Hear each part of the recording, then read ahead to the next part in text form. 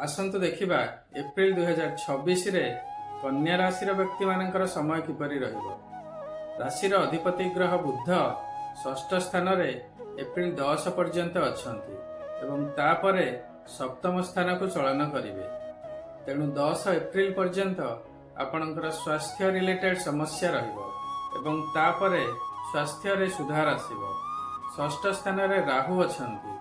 राहु षष्ठ स्थान रे शुभ फल प्रदान करती। धन लाभ हेब, बंधु लाभ हेब। मात्र आपणकर शनि शुभ नाहांती। शनि आपणकर सप्तम स्थान रे अछंती। सप्तम शनि हेले मानसिक दुश्चिंता बढ़े, शरीर पीड़ा एवं अर्थ व्यय हुए, शत्रु वृद्धि मध्य हुए। शनिदेवंकर प्रतिकार करंतु, शुभ हेब। आपणकर धनाधिपति एवं भाग्याधिपति शुक्र अष्टम स्थान रे अछंती। बृहस्पति आपणकर दशम स्थान रे अछंती। दशम बृहस्पति शुभ फल प्रदान करती नाही। आपणकर कर्म क्षेत्र रे क्षति हेब, धन हानि हेब एवं स्वास्थ्य हानि हेब। वर्तमान आपणकर व्यय मध्य बढ़िबो।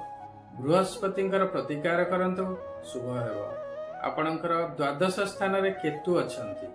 द्वादश स्थान रे केतु थिले धन हानि हुए, शत्रु वृद्धि हुए, बंधन जोग सृष्टि हुए। थाना, कोर्ट कचेरी एवं हॉस्पिटल भली स्थान को जीवा आसिबा लागी रहे। भगवान गणेशंकर पूजा करंतु।